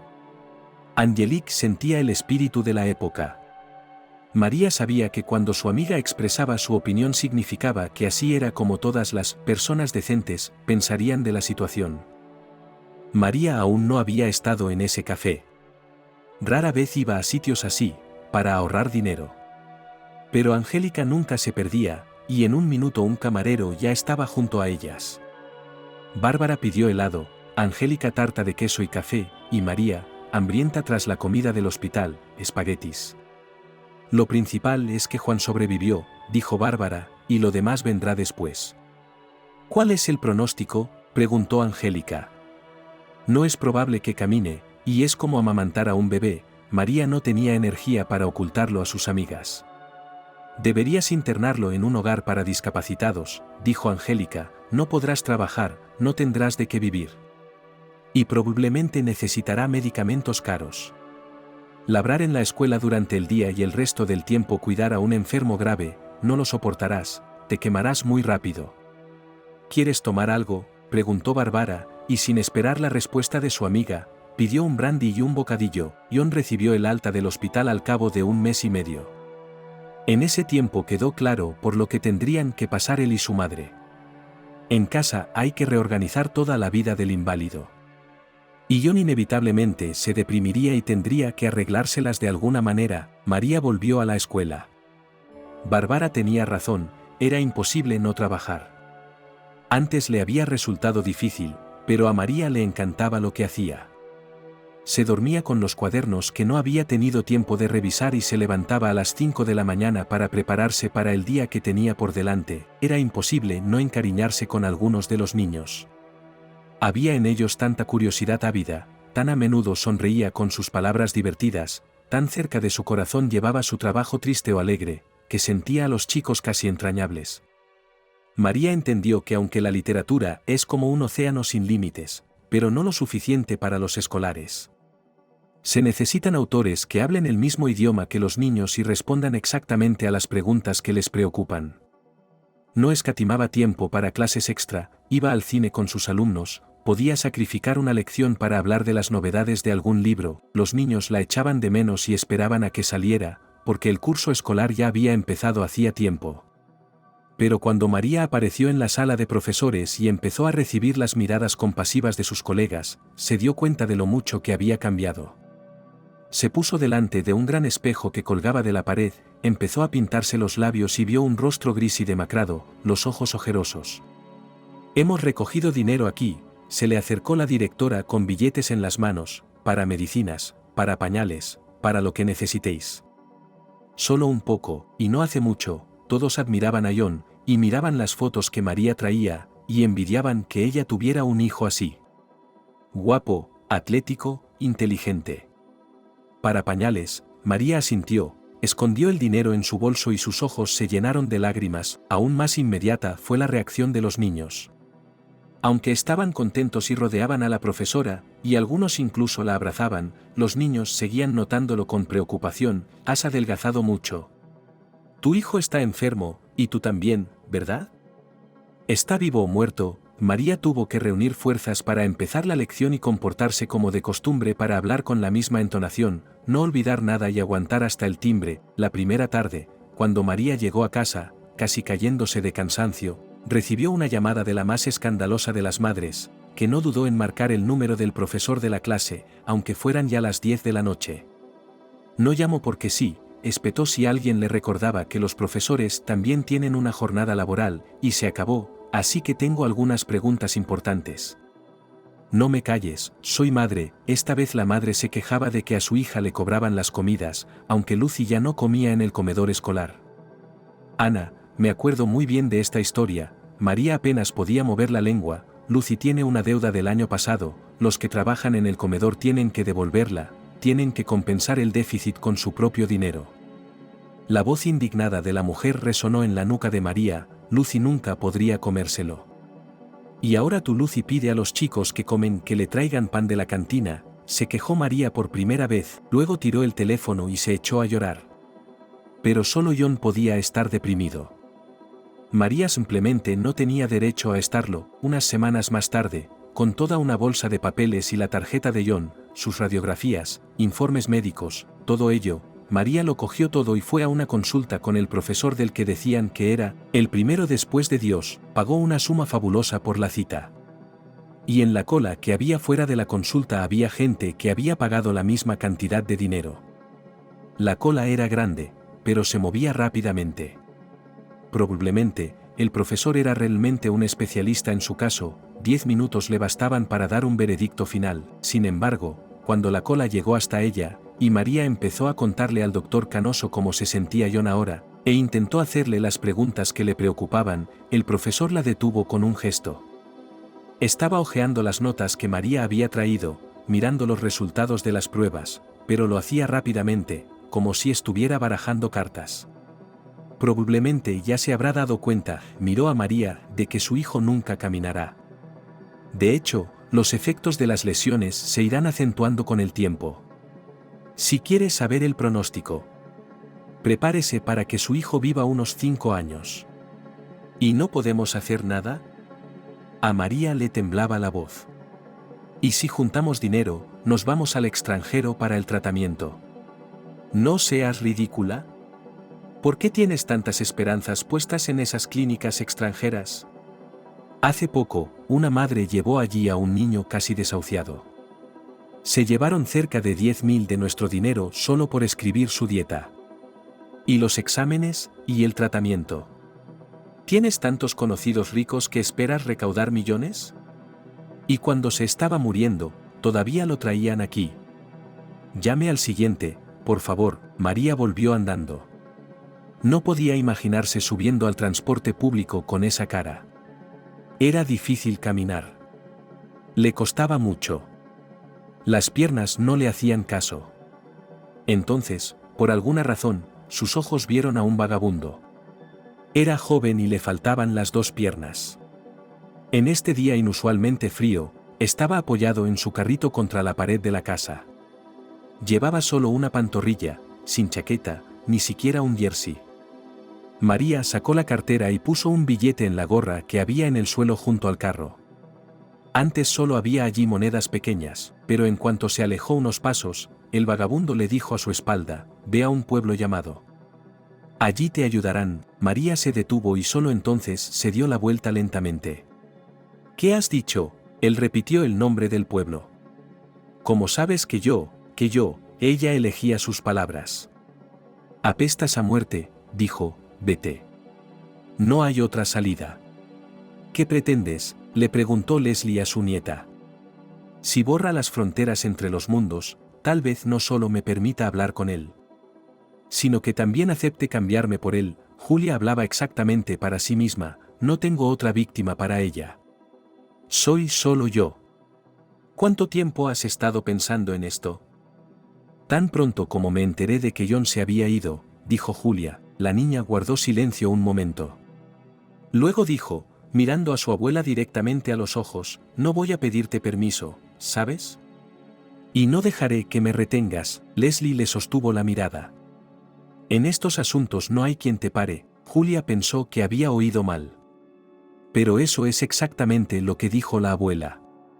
Sé que allí es donde van los que de otro modo se suicidarían. Pero espera. Date tiempo. Porque no hay nada que puedas hacer después. Solo tienes 20 años. ¿No crees que amarás a alguien más? ¿Y no es el amor el único sentido de la vida? Aparte del amor no hay nada más. Sus ojos se encontraron de nuevo. Y en la voz de Leslie había un anhelo infinito. Sé que ni siquiera vendrás a despedirte. Lo haré, dijo Julia. Ella sabía que antes de irse del todo, debía estar en este lugar, probarlo. El alma debía estar en tal estado que no hubiera arrepentimientos, ni vacilaciones. Extraño, Ahora le parecía a Julia que lo más amargo para ella sería que no hubiera nada en la cueva, solo paredes de piedra. Si toda la historia no era más que un engaño, una leyenda. Y no había nada más que esperar. Solo que se encontrarían con John cuando llegara su hora. Julia se levantó temprano, y se dedicó a las tareas domésticas con su abuela hasta la hora de comer, intentando calmar a la anciana. Como diciéndole que hoy no. Pero después de comer, cuando su abuela se acostó y se durmió, la niña se puso en marcha. Quería salir del pueblo sin que nadie se diera cuenta, que nadie le preguntara a dónde iba, que nadie la impusiera como compañera de viaje. Y Julia lo consiguió. El bosque comenzaba casi inmediatamente después de la aldea, y la muchacha se adentró en él no sin inquietud. Pero, aunque hacía mucho tiempo que no estaba allí, Julia empezó a reconocer caminos familiares que había pisado tantas veces en su infancia, e incluso árboles concretos. El manzano silvestre, en cuyas ramas era tan cómodo sentarse con sus amigas. Un denso arbusto donde se hicieron un hogar. Esperaban a que lloviera y les encantaba contarse historias de miedo. Julia era la que mejor las contaba. La niña sonrió ligeramente, pero era una sonrisa amarga. Allí hay un roble, y tiene una especie de hueco en la parte inferior del tronco. Lo utilizaban como buzón. Y no solo enviaban notas, sino también caramelos. Todo alrededor era tan tranquilo, iluminado por el sol de la tarde, que parecía que no había lugar para el otro mundo. Ya se oía el ruido del río. Todos los años en primavera el agua sube tanto que no se reconoce este pequeño y tranquilo río. Donde en verano hicimos un picnic todo está inundado, y si aún así sigues adelante con botas de pesca altas, ten cuidado, el fondo está a punto de romperse bruscamente, y la profundidad allí será todavía esa. En primer lugar, los bancos precipitadas, entonces el lecho del río habitual. Y de vez en cuando, crujiendo uno tras otro, como vagones de tren, los témpanos de hielo salen flotando de detrás de la curva. Ahora, al reconocer lugares familiares, Julia temía ver lo que su abuela había dicho sobre algún animal desgarrado. Cuanto más caminaba, más miedo sentía. ¿Y si de repente se abalanzaba sobre ella también una mujer vestida con harapos negros? ¡Qué tontería!, dijo Julia. En primer lugar, no ha ocurrido en 1000 años. En segundo lugar, ¿quieres conocerla? Y por último, ella no puede destrozarte así como así, aunque estés dispuesta a sacrificarte. Una mujer negra tiene que dar algo a cambio, sacrificios. Se acordó de los animales del pueblo. Cuando Julia vino aquí de vacaciones, había tratado a todos los animales de 4 patas como habría tratado a los perros y gatos en la ciudad. Era un gran alivio para la niña que su abuela no tuviera conejos, ni cerdos, ni bueyes, en resumen, ningún animal que se pudiera ver en la mesa. Leslie tenía gallinas y un gallo en el gallinero, tan vistoso y colorido que a la niña le parecía fabuloso. Sus chillidos despertaban a Julia por las mañanas, pero no se enfadaba con él por ello. Su abuela también enseñó a su nieta a recoger huevos, y a la niña le gustaba muchísimo. Su abuela tenía una cabra blanca, una cabra vieja y sin cuernos, tan tranquila y sabia que ya no necesitaba amigos. La cabra no se ordeñaba muy bien, pero siempre había una jarra de leche en el frigorífico, y durante el verano con esa comida, huevos caseros, leche, pan y verduras, Leslie literalmente florecía. Una vez, cuando el calendario oriental preveía el año de la cabra, llegó una reportera de la ciudad con una cámara. Necesitaba una foto para la portada. Llevó a la niña a casa de Leslie y luego fueron todos juntos al establo de Ardilla. ¿Te acordaste de pintarle las pestañas?, le preguntó a la abuela el vecino que acompañaba a la periodista. La foto de Belle que decoró el número de Año Nuevo del periódico. Para Julia, en verano, todos los animales de su abuela se hicieron amigos. Las gallinas, que se dejaban coger en brazos, podían acurrucarse al lado cálido de Belke y contarle sus secretos directamente a su larga oreja. El perro gris Bolchok, que nunca se sentaba sobre una cadena, acompañaba a la niña en los paseos con deleite, y si los niños del pueblo contaban que en la granja habían sacrificado una cabra, o enviado al gallo de sopa, Julia estaba dispuesta a llorar, y sus nuevos amigos hacían girar los dedos ante la ciudad templo. Malonaya, la niña caminaba por la estrecha franja de la orilla, a veces tropezando con el agua, doblando esquina tras esquina. Y de repente se estremeció violentamente. delante de ella estaba el mismo pequeño claro, y un árbol marchito levantaba sus brazos ramas hacia ella, como en un gesto de desesperación. La entrada de la cueva estaba tan cubierta de arbustos silvestres que Julia no la vio de inmediato. Temió que hubiera desaparecido. No había manera. Un derrumbe. Se estremeció. Pero entonces vio un hueco negro que se adentraba en la roca. Julia tendría que entrar en la cueva por primera vez desde lo que le había ocurrido. Pero ya no entraría como la niña tímida que había sido. ¿Cuántos caminos subterráneos había recorrido? ¿Se atrevería ahora? Julia caminó muy despacio hacia la entrada. Sus nervios estaban preparados para reaccionar ante cualquier crujido, ante cualquier sombra. Estaba preparada para ver algo. Quizás si el ama salía hacia ella y ya no habría escapatoria. Julia podía creer que la criatura que vivía en las negras profundidades dominaba las fuerzas de la naturaleza. El río retumbaría tras ella, cortándole la huida, las ramas de los árboles se cerrarían a su alrededor. ¡Qué tontería! ¡Qué juego! Julia se detuvo solo un momento en la entrada y entró. Sabía que el calor del día estaba a punto de cambiar a frío, como siempre que había una montaña encima. Es normal. Paredes de piedra gris. Nada especial. Casi de inmediato, el pasadizo subterráneo giró a la izquierda y descendió por una ligera pendiente. Y se hizo la oscuridad. Julia no había traído linterna y su móvil se estaba quedando sin carga. No podía adentrarse mucho en las profundidades. Aún no estaba preparada. Sin embargo, Julia se sorprendió por el suelo liso como el cristal de esta cueva. Cualquier pisada debería ser claramente audible aquí. Y entonces el musgo bajo el techo brilló, exactamente el suave resplandor de una luz, alertando a alguien de su llegada. María se estaba preparando para ponerse en camino. Por supuesto, lo más importante era encontrar a alguien que cuidara de John. Y no aprovecharse del hecho de que el chico está indefenso como un niño, y la señora está ausente. Además, había otras 1000 cosas que hacer. Porque si todo salía como estaba planeado, María nunca volvería. John estaba en la discapacidad. Ahora, mientras viviera, recibiría una pensión. María vendió todo lo que podían quitarle. Se quedó solo con lo que su hijo necesitaría. Un poco de vajilla. Ropa de cama. Un álbum de fotografías. Vendió todas sus joyas. Aunque es gracioso decir que tenía joyas. Pendientes, un colgante en una cadena y 2 anillos, uno de ellos de boda. Todo comprado en la época de Archie, y ahora está en la casa de empeños. María ni siquiera conservó su anillo de boda. Puso todo lo que pudo en una cuenta. A nombre de su hijo.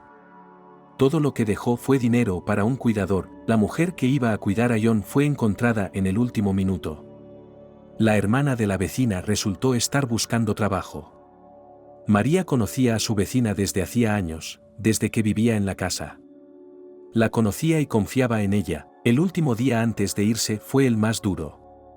Aunque todos los problemas habían terminado. Todo estaba decidido, firmado, empaquetado y embalado. Por la mañana María fue al cementerio, a la tumba de Archie. Durante el funeral no tuvo nada que hacer, ella misma estaba medio muerta. Y luego se arrepintió de no haberse preocupado, de no haber comprado un sitio, al lado de su marido. Pero había un sitio al otro lado de la carretera, cerca de una de las viejas tumbas. Y antes María seguía queriendo ir a ver a las autoridades del cementerio, para hablar, para comprárselo. Para que algún día ella y Archie volvieran a estar cerca el uno del otro. Casi, y ahora no lo estarán. O era al revés, que se encontrarían pronto. María permaneció sentada largo rato en el banco bajo de madera junto al monumento de su marido. Luego apoyó la cabeza en él. Estoy tan cansada, dijo entre lágrimas, tengo tantas ganas de ir a verte. Ayuda a John, ocultó a su hijo su inminente partida todo el tiempo que pudo. Pero ya no era posible, y María le presentó a Sofía, una mujer mayor, sonriente y corpulenta. Mamá volverá pronto, le dijo Sofía a John, pero mientras tanto, tú y yo podemos arreglárnoslas solos. ¿Verdad que sí? Pero el hijo intuyó algo. ¿A dónde vas?, preguntó, y había alarma en su voz. Al médico brujo, dijo María en el tono más tranquilo que pudo, la medicina tradicional ha hecho todo lo que ha podido por ti. Veamos qué puede hacer la medicina no convencional. Me han dado la dirección de una mujer que vuelve a poner en pie a las personas más difíciles. Oh, mamá, mamá, John parecía amargado por su ingenuidad. ¿Qué hierbas, qué conspiraciones? Solo te agotarás en el camino. Sé cuánto odias viajar. Son tonterías, vamos, ni siquiera pudo cogerle la mano para estrechársela. Volveré muy pronto, dijo María con indiferencia, o quizá yo también necesite cambiar de aires por un tiempo. Subiré al tren, me pondré en el estante de arriba y dormiré. ¿Se sabe algo de Julia?, preguntó John. María se dio cuenta de que su hijo ocultaba sus sentimientos. Cuando supo que Julia estaba viva y recuperándose, prohibió a su madre que llamara a la chica. John se dio cuenta de que ahora era un profundo inválido, una prueba que no todos podían soportar. Pero tal vez esperaba que Julia le escribiera o le llamara a ella misma. María se limitó a negar con la cabeza. Vive en algún lugar por ahí, no sé exactamente dónde, pero viene del norte. Juan cerró los ojos, o estaba cansado o simplemente no tenía ganas de seguir hablando. El tren salía temprano por la mañana, y eso era bueno. Mary permaneció largo rato junto a su hijo dormido y luego se inclinó y lo besó como a un bebé sin despertarlo. Solo en la estación de tren pensó María en llevarse algo de comida. Pero llevaba muy poco dinero y todo estaba muy caro. La enorme estación de ferrocarril a esa hora, cuando todas las ventanas de las casas vecinas estaban aún a oscuras, vivía su propia vida, y María estuvo sentada durante un cuarto de hora sobre una mullida bolsa de viaje, mirando unas manos tan viejas como si tuvieran 100 años, y escuchó el anuncio de la llegada y salida de los trenes. Ella tenía un incómodo asiento lateral superior en un vagón de salón. O tal vez era el mejor asiento. María cubrió la repisa con sábanas y se tumbó enseguida, dando la espalda al pasillo que daba a la ventana. Al anochecer del día siguiente, el vecino de abajo, un hombre de mediana edad, le tocó el hombro preocupado. ¿Estás vivo ahí abajo? No lo sé, dijo María sin volverse. Mañana iré allí, pensó Julia. Esto era lo extraño, siempre, antes de cualquier viaje se dedicaba mucho tiempo a hacer las maletas. Había que pensar en todo, hasta en el más mínimo detalle, porque en las montañas, en las cuevas, esas cosas tan pequeñas, de las que a veces dependía la vida, no se podían llevar a ninguna parte, y ahora que se iba para siempre, no necesitaba llevarse nada. Su abuela no se dio cuenta de que Julia ya se había fijado un plazo. Y la niña, imperceptiblemente para los demás, resumió las cosas, llamó a sus padres. Mamá contestó al teléfono. Julia dijo que estaba bien y que su abuela también. Y mamá le preguntó cuándo iba a volver. No te preocupes, nos veremos, dijo Julia, te quiero mucho. Nosotros también te queremos. Oh, se me escapa la mermelada, mamá está distraída, un momento, voy a bajar el fuego. Dile a la abuela si nos da algunos arándanos. Y setas. Julia escuchó la voz de su madre sin pensar en lo que decía y asintió con la cabeza. Al anochecer, ella y su abuela estuvieron sentadas a la mesa largo rato. Leslie había asado unas semillas grandes. Y con este simple entretenimiento la conversación fluyó bien. Rememoraron la infancia de Julia.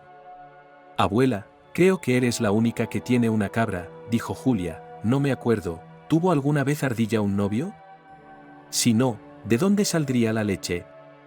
A veces pide pastar con las ovejas. Y debe estar viviendo aventuras en alguna parte. Yo solía regalar cabras.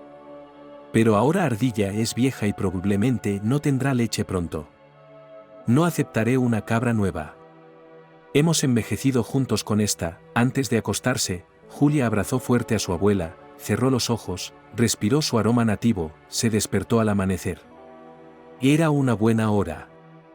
En el pueblo todos dormían aún, pero en el bosque ya no tendría que vagar en la oscuridad. Julia no abrió la puerta, sino que salió por la ventana. Tuvo cuidado de que su amigo de la infancia, Wolfie, no la siguiera.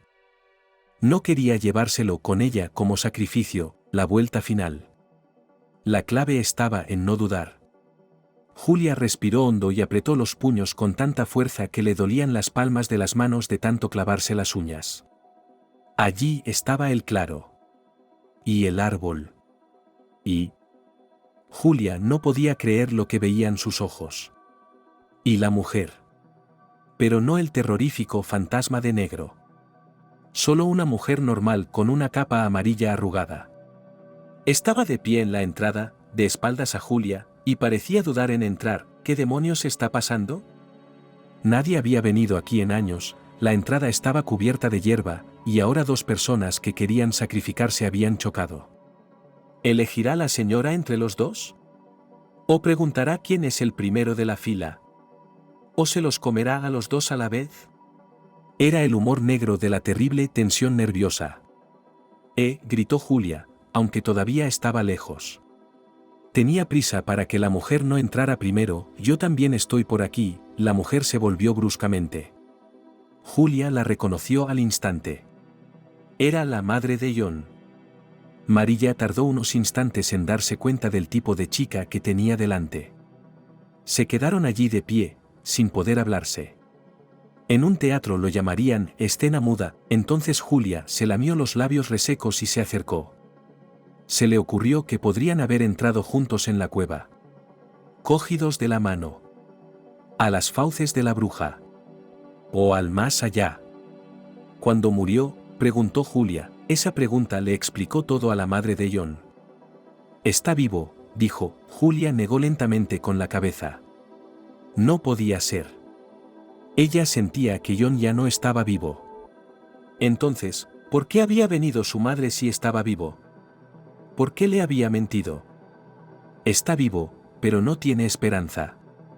Y yo estoy aquí para traer esperanza, leyó María sus pensamientos y preguntó a su vez, ¿y tú? Y entonces Julia se dio cuenta de que por fin podía expresar con palabras lo que hasta ahora no había sido capaz de expresar.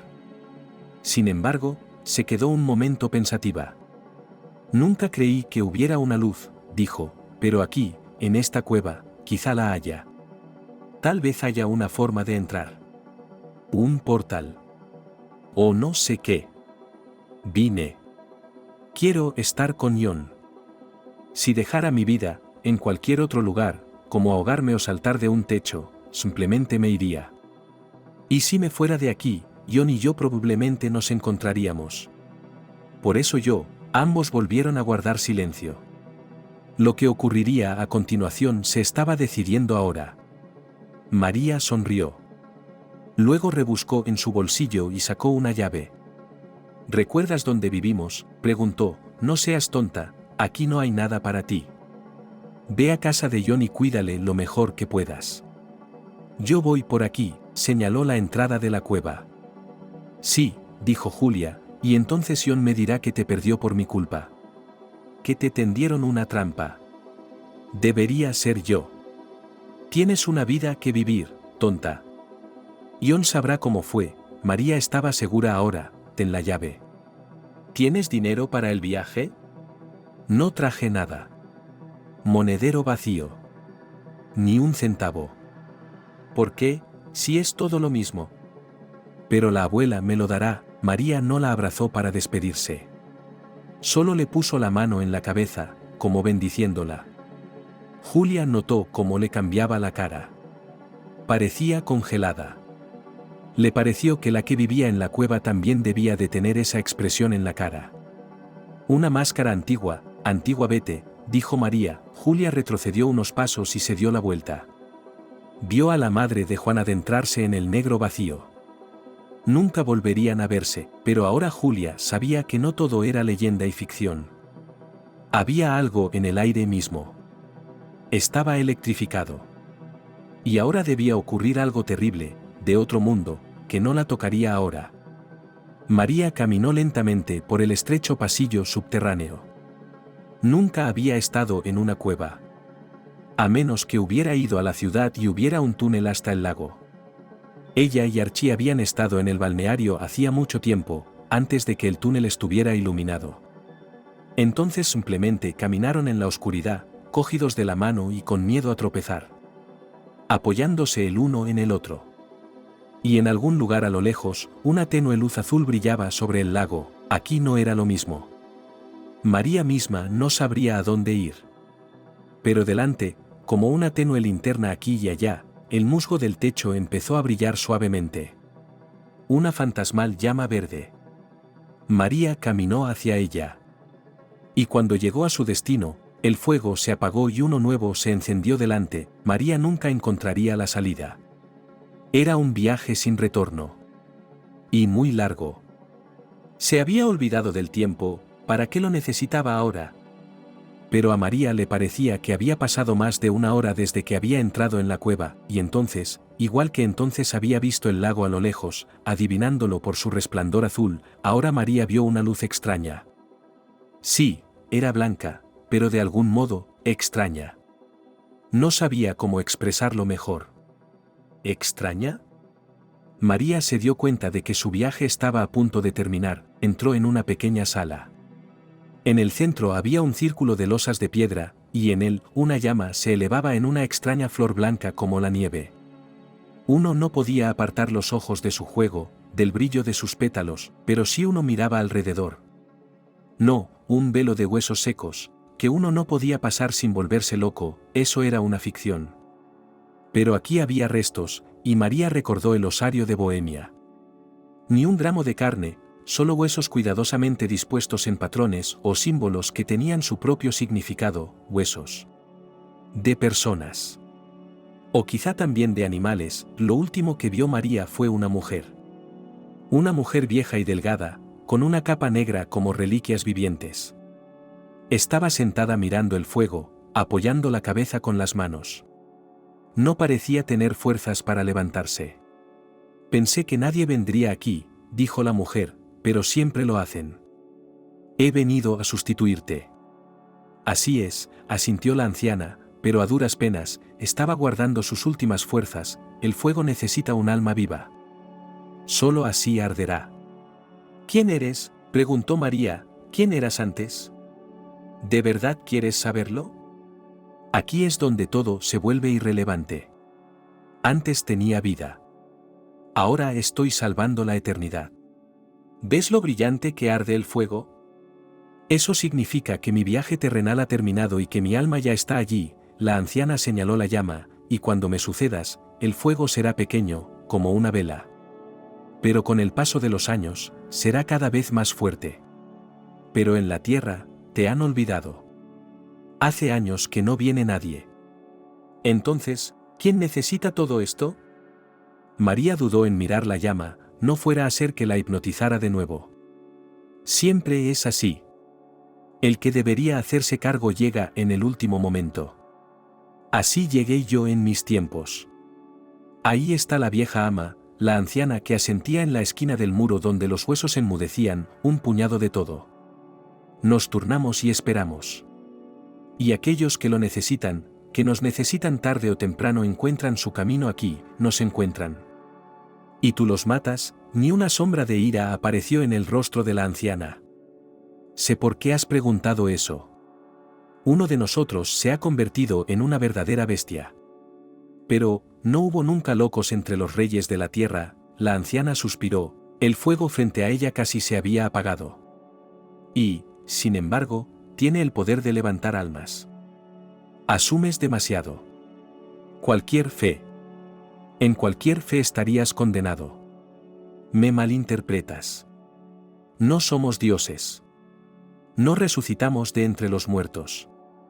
Pero aquellos que antes no querían vivir, que no tenían nada por lo que vivir, después de sentarse junto al fuego, sus almas cobran vida, porque se dan cuenta de que no hay muerte.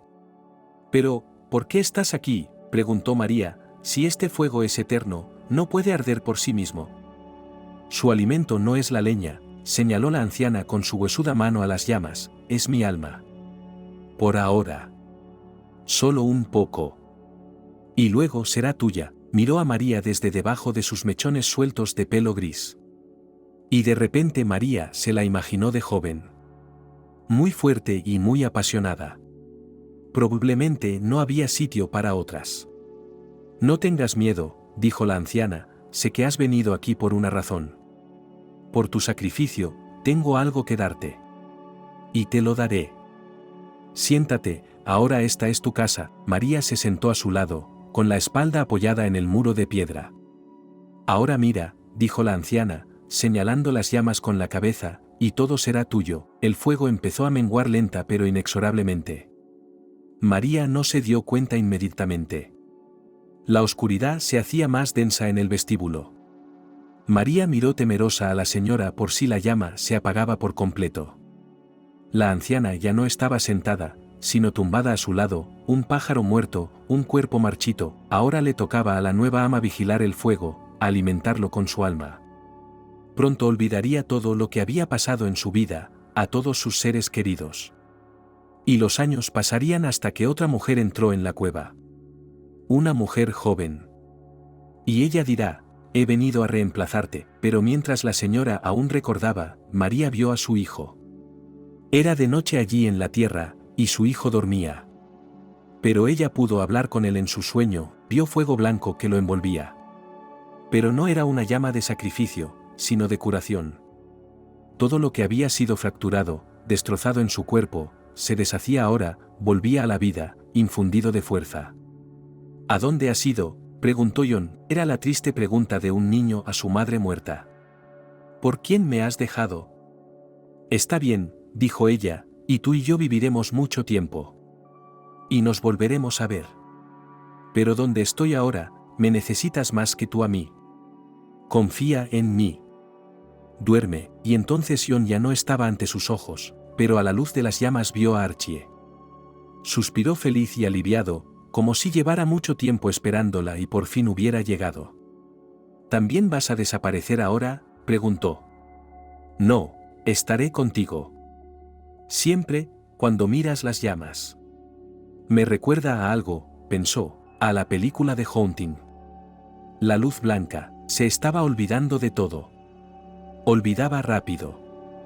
Todas las deudas habían sido pagadas, e incluso su nombre pronto sería olvidado.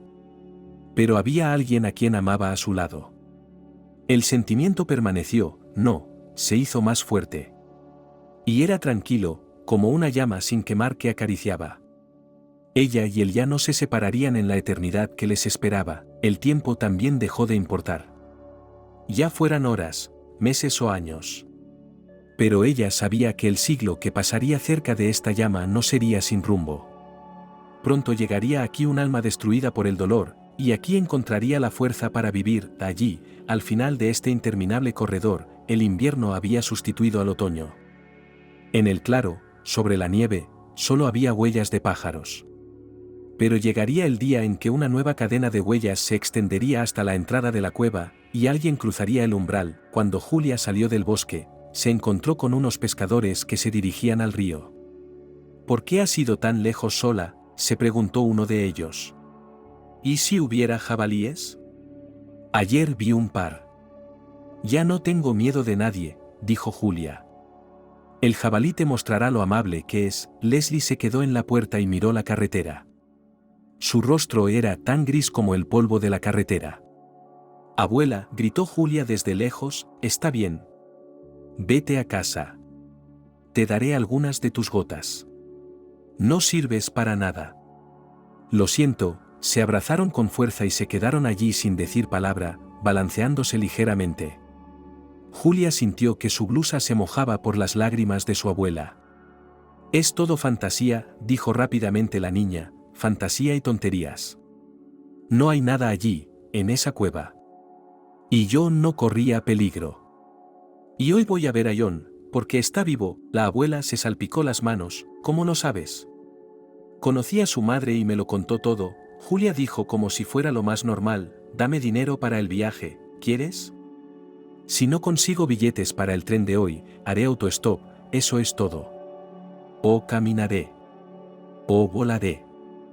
En escoba, aclaró Leslie y se rió entre lágrimas. Un par de horas más tarde, cuando su nieta estaba lista para cruzar el umbral con la bolsa en la mano, Leslie le preguntó, ¿qué les digo a tus padres? Que les perdono. Ahora me resulta fácil perdonar. Podría haber sido muy diferente. Pero sobre todo te quiero a ti, abuela. John y yo iremos a verte. Espera.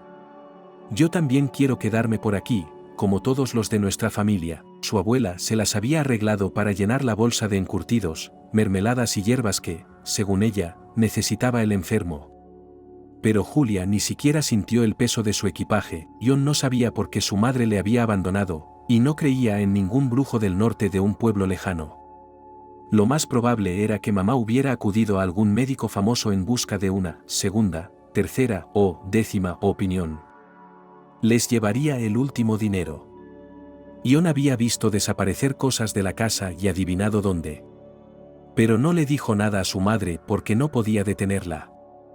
Ahora que ella había decidido, y, sin embargo, ahora la necesitaba más que nunca, porque estaba más indefenso que un bebé y terriblemente solo. No le quedaba nadie más que su madre. Y ella se había ido y no se sabía cuándo volvería. Sofía era amable, alegre y hacía todo lo posible para hacerle feliz. Freía pasteles, le buscaba a Jon películas interesantes para ver en la tele. Y seguía meticulosamente todas sus citas médicas. Le daba las pastillas casi minuto a minuto. Ella dijo a las 2, así que fueron las 2. ¿En mitad de la noche? Ella ponía el despertador, se levantaba, vertía la medicina. Nunca le daba pereza lavar al paciente, cambiarle las sábanas, ponerle cómodo. Se acercaba a él varias veces por noche para ver si estaba bien, pero Jon sabía que en cuanto llegara mamá, Sofía se iría sin mirar atrás. Y se alegraría de que mamá le hubiera pagado bien y el trabajo hubiera terminado. Así que fue educado y un poco hablador con su cuidadora, y eso fue todo. Nada de sinceridad. Casi ninguna queja. Se había acostumbrado a soportar el dolor en el hospital, y ahora era un maestro en ese arte. Sus fuerzas seguían siendo escasas y Jon se quedaba dormido a menudo.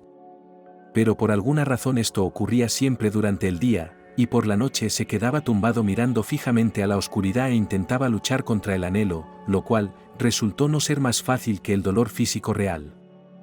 Su mayor temor ahora era que su madre muriera antes que él, y que él se convirtiera en una carga para todos, para los extraños que tendrían que cuidar de él por obligación. Y en el estado en el que se encontraba ahora, ni siquiera sería capaz de ponerse las manos encima. Fue como si Sofía le hubiera oído y se le hubiera acercado en silencio. Es la 2ª hora de la noche, ¿qué haces levantado? ¿Te duele? Me duele, contestó, porque este agudo anhelo le estaba dejando sin aliento. Entonces la enfermera no habría entendido. No, eso no. No necesito analgésicos. ¿Qué tal una inyección? ¿No necesitas una inyección? ¿O al menos puedo darte algún medicamento? ¿Perdón? Es una mezcla para dormir, ya sabes, un sedante, 5 ingredientes, lo llaman VKPB en la farmacia. Mi gato, el muy cabrón, lo respeta mucho. Justo cuando lo compro, salo todas las burbujas en un frasco, así que lo encuentra incluso en el estante superior, lo deja caer al suelo, lo rompe y empieza a tumbarse en un charco. Un alquié de gato, de verdad. Sofía se sentó en el borde de la cama. ¿Quizá quieras decirme algo? ¿Hablar? Tu madre dijo que hablabas por las noches cuando estabas en el hospital. ¿Dijo cuándo iba a venir? Había pocas esperanzas, pero de repente mamá sí le dijo a la enfermera cuándo iba a venir. Sofía se limitó a negar con la cabeza. Luego, arrastrando las zapatillas, le trajo su medicina para el sueño. La he hecho más fuerte para ti, como coñac, y le ayudó a beber el líquido marrón oscuro de un vaso de chupito. Pronto empezó a dormirse de verdad, y no notó cómo se encontraba en otra realidad. Y fue entonces cuando vio a su madre, era mamá, y como si no fuera realmente ella. Mamá estaba sentada en una cueva, por alguna razón, junto a un fuego. Una cueva desconocida, él sabía a ciencia cierta que nunca había estado aquí antes. La cara de mamá era tan severa, claramente no se la podía abrazar, no se la podía llamar, pedirle que volviera. Ella está toda allí, inmersa en sus pensamientos. Dicen que los que ya han muerto, si se aparecen en sueños a los vivos, no te dejan tocarlos. Realmente, y entonces un velo se cernió precisamente entre ellos. Una bruma. El aire vacilaba, como sobre una hoguera. Jon bajó los ojos a sus manos y vio que le ardían. Pero no sintió dolor. Hacía mucho tiempo que no había un día o una noche sin dolor, pero todo milagro tiene un precio. Mamá, vuelve, le pidió Jon. Ella lo miró, y de nuevo se preguntó si sería mamá. Vuelve. Ahora estarás bien, o yo, vuelve a dormir, y de lo último que se dio cuenta antes de dormirse fue de su pregunta a mamá, ¿soñaré al menos contigo? Jon se despertó y se dio cuenta de que era demasiado tarde. Le dolía todo el cuerpo, estaba seguro de que se había acostado. Eso es lo que pasa cuando el sueño es profundo y no te mueves durante horas y horas. Jon se incorporó y estiró los brazos a los lados con placer, estirándose con el entusiasmo que solo los gatos pueden hacerlo. Hasta la punta de los dedos. Tenía antojo de café. Él y su madre se permitían el lujo de comprar café en grano, molerlo ellos mismos y poner la cafetera al fuego. El café era tan fuerte que parecía espeso. Pero el café instantáneo estaría bien ahora. Jon había olvidado por completo que últimamente su mayor logro había sido levantar la cabeza de la almohada. El café molido estaba en la misma lata marrón donde siempre lo guardaba. El queso estaba en la nevera. Jon puso una sartén al fuego, derritió un trozo de mantequilla, batió los huevos. Puso la tapa, e inmediatamente empezó a empañarse. Se oyeron frecuentes pasos arrastrados. Sofía iba casi corriendo a la cocina. Debió de pensar que alguien más había irrumpido en el piso. Se quedó inmóvil en la puerta. Sofía había olvidado cómo cruzarse, pero su mano lo hizo sola. Afortunadamente, Julia consiguió comprar un billete de tren. El último billete. Plazcart. En el estante de arriba, junto al retrete. El vecino de abajo estaba decidido a no dormir mucho. Alguien estaría dando portazos junto a su oreja todo el tiempo. El vecino se bajó en la primera estación donde el tren estuvo parado un cuarto de hora y volvió con una cerveza y un pescado. La conductora fingió hacer la vista gorda. El tío estaba aparentemente tranquilo y se sentó lejos de ella. En todo caso, podemos fingir que la conductora no sabía nada, no se enteró, pero los pasajeros que viajaban enfrente miraban con envidia al hombre que limpiaba pescado y se servía espuma, lamentando que no se les hubiera ocurrido a ellos. Una mujer con una cesta de malla se paseaba por el vagón, ofreciendo zumos, agua mineral, chocolate, galletas. Con voz comedida. Nadie cogió nada de ella. ¿No tienen champán?, preguntó Julia, sentándose bruscamente encima, y dándose cuenta tarde de que estaba a punto de darse un golpe en la cabeza. Mierda, se frotó la cabeza. ¿Cuándo es la próxima estación?, preguntó. Dentro de 2 horas, dijo el hombre de abajo, vamos juntos. Tú coge el burbujeante, yo cogeré la cerveza. Para entonces habré terminado esta y media. Eres demasiado modesto, perderás el tren. ¿Quieres pescado? Julia no podía comer. En la siguiente estación, ella y su compañero de viaje consiguieron correr hasta la tienda de comestibles de la plaza de la estación. El tío fue el primero en llegar a la caja registradora con sus compras. Soy el conductor de la ambulancia. Me están esperando en el coche. Deprisa, deprisa, ahora iremos con las luces intermitentes. ¿Y champán para quién?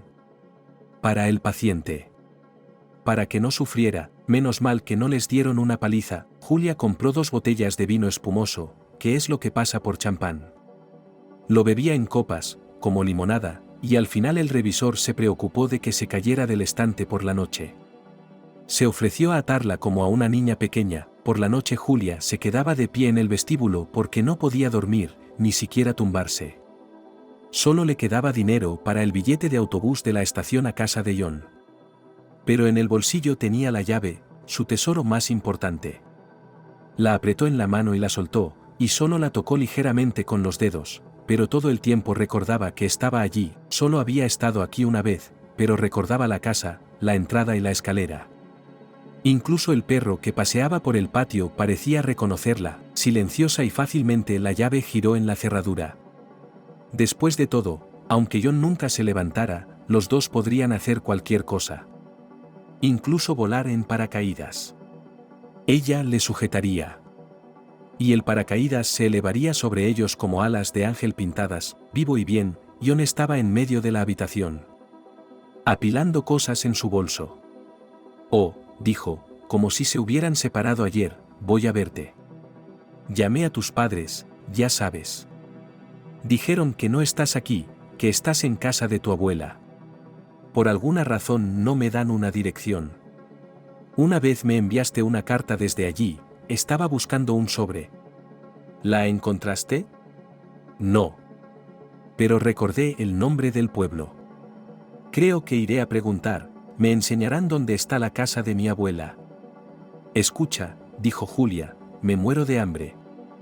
Llevo 2 días bebiendo. Quiero decir alcohol. ¿Tú? Estaba asombrado. De todos modos, fui a poner la tetera. Había una anciana llorando en la cocina. Julia cerró la puerta y con los ojos le preguntó a John quién era. Ella, verás, se lamentaba de que tenía poca fe en su vida. Y hoy se ha dado cuenta de que Dios existe. ¿Debería ir y unirme a ella?, se preguntó Julia pensativa. Por cierto, toma, esto es de tu abuela. Me sorprende haberlo arrastrado hasta aquí. Por la tarde estaban solas en el piso. ¿Se sentaron a tomar té con mermelada de camemoro? ¿Recordaba John algo del pasado? Julia sabía que no le preguntaría hasta que hablara. Escucha el viento fuera de la ventana, dijo. Cuando sopla un viento así donde está la abuela, siempre pienso que va a levantar nuestra casa y llevarnos al fin del mundo. Y nunca hemos estado en el fin del mundo. Pero hemos estado en otros planetas. Siempre me ha parecido que todos estos paisajes que vemos bajo la Tierra son una especie de espacio. O de otra dimensión. O tal vez el infierno está a la vuelta de la esquina. En mitad de la noche Julia se despertó. El viento había amainado y John dormía profundamente. Se habían olvidado de apagar la radio y en algún lugar lejano, en las profundidades del piso, cantaba Madonna. Ahora todo iría bien. Ella lo sabía.